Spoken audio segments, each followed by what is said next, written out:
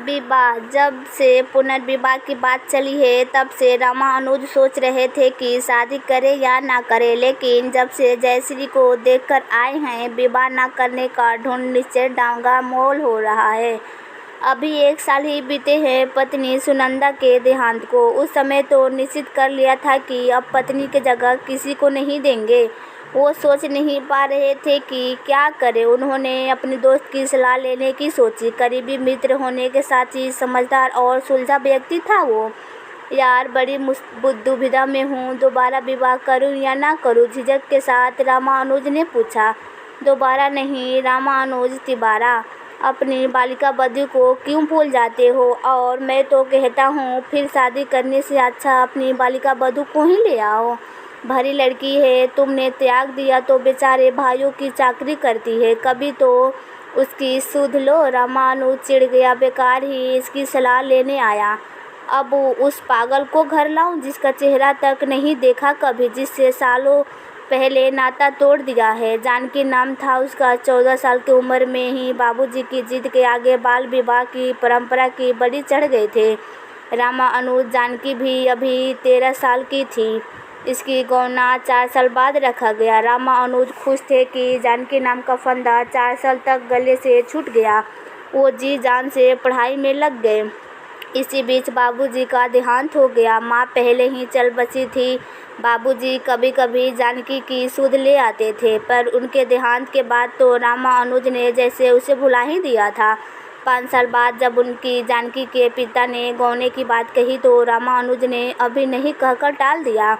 पढ़ लिख कर वो प्रोफेसर बन गया। प्रोफेसर बनने के बाद अनपढ़ गंवार जानकी पत्नी के रूप में संयुक्त नहीं लगी और उन्होंने साफ कह दिया कि ऐसी गंवार पत्नी को घर नहीं लाएंगे।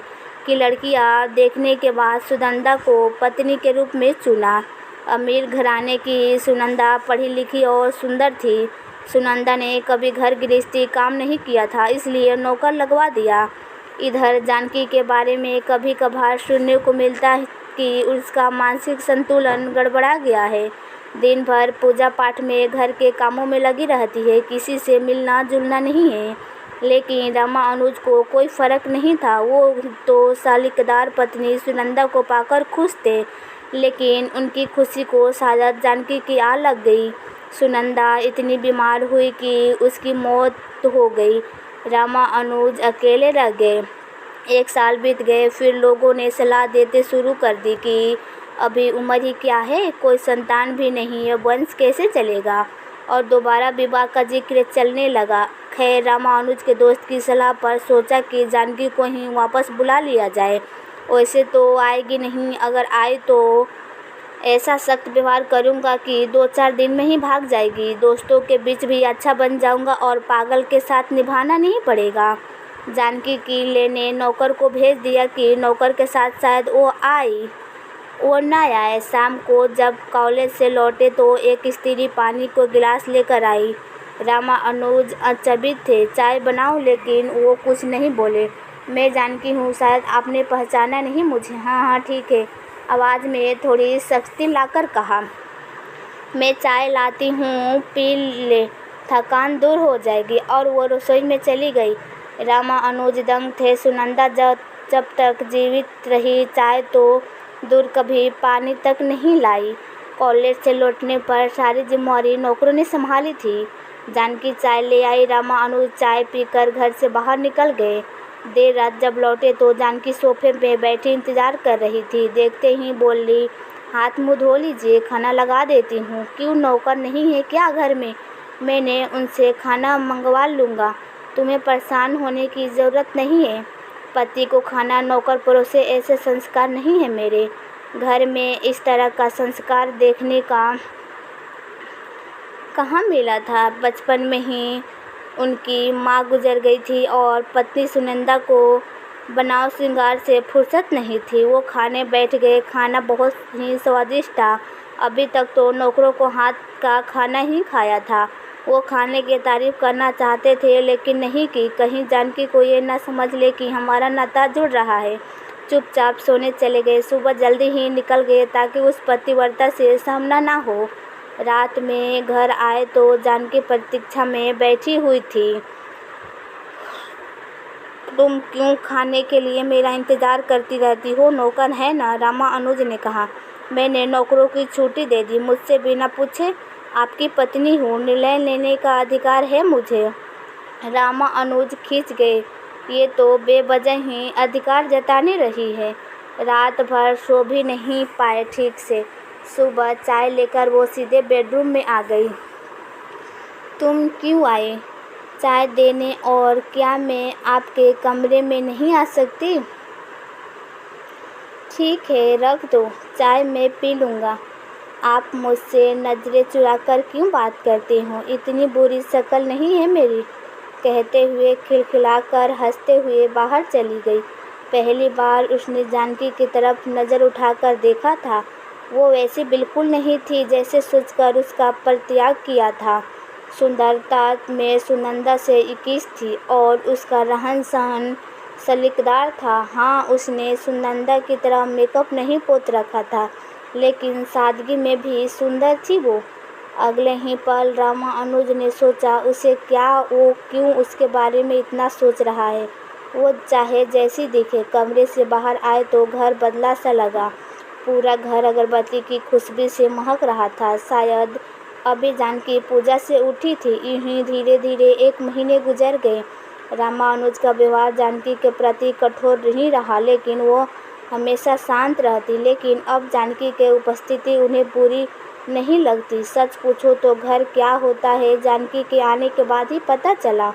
जब भी सुनंदा और जानकी की तुलना करते, जानकी हर बात से सुनंदा को पछाड़ देती। लेकिन इसी बीच एक घटना हुई। रामानुज अपने बेडरूम में सो रहे थे, तभी किसी के हाथ का स्पर्श से नींद खुली। वो हड़बड़ा कर उठे। ये हाथ जानकी का था। वो उस पर बरस पड़े। शर्म नहीं आई आधी रात को एक पुरुष के कमरे में यूं प्रवेश करते हुए? अब तक तुम मुझ पर, मेरे घर पर जबरन अधिकार जमाती आई, अब मेरे शरीर पर भी अधिकार जमाना चाहती हो? जब मैं तुम्हें पत्नी मानता ही नहीं तो क्यों मेरे गले पड़ रही हो? छी, मैं तो तुम्हें शरीफ और संस्कारी स्त्री समझता था। जानकी की आंखें भर आई। वो एक शब्द नहीं बोली और कमरे से निकल गई। अगले दिन सुबह जगे तो जानकी नहीं दिखी, लेकिन टेबल पर नाश्ता रखा था। वो बेचैनी से इधर उधर देखने लगे। नाश्ता करके कॉलेज चले गए, लेकिन सारा दिन जानकी के बारे में ही सोचते रहे। पहली बार जानकी का अपमान करके उन्हें अच्छा नहीं लग रहा था। उन्होंने तय की जानकी से कह देंगे कि गलती से अचानक नींद खुलने से घबराहट में कह दिया था। शाम को घर आए तो जानकी नज़र नहीं आई।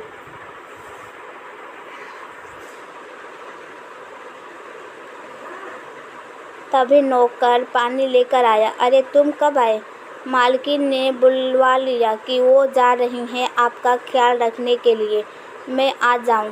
हाँ, आपके लिए एक पत्र छोड़ गई हैं। मैं फ़ौरन पत्र पढ़ने लगा। जानती हूँ तुम बहुत खुश होगे आज मेरे जाने से। तुम हमेशा इसी प्रयास में, लेकिन मैं घर छोड़कर चली जाऊँ इसलिए हमेशा मेरा अपमान करते रहे। खैर, तुम अपने लक्ष्य में कामयाब हुए। पत्र लिखने के कारण शिकायत नहीं, अपनी सफाई है। उस रात तुम्हारे कमरे में तुम्हारा प्यार पाने की इच्छा से नहीं आई थी। उस दिन रसोई में काम करते गिर गई थी। चोट के दर्द की वजह से नींद नहीं आ रही थी, इसलिए दवाई लेने तुम्हारे कमरे में आई थी। अंधेरे की वजह से कुछ भी दिखाई नहीं दे रहा था। आपकी टॉर्च तकिए के नीचे थी। उसी को निकालने की कोशिश में आपकी नींद खुल गई और आपने ना जाने क्या कहा। मैं नहीं जानती थी कि पति के बिस्तर पर हाथ रखना भी एक पत्नी के लिए इतना बड़ा अपराध है। तुम्हारी किसी बात का मैंने बुरा नहीं माना, लेकिन अपने चरित्र के खिलाफ कुछ नहीं बर्दाश्त कर सकती, इसलिए जा रही हूँ। रामानुज की आंखों में आंसू बह निकले। शायद में पछताव के आंसू थे। वो अब जानकी के अहमियत को समझ चुके थे कि जानकी से अच्छी पत्नी कोई हो ही नहीं सकता। वो तुरंत जानकी को लाने के लिए निकल पड़े। आज जितनी प्रसन्नता उनके चेहरे पर झलक रही थी, उतनी तो सुनंदा से शादी के समय भी उनके चेहरे पर नहीं थी।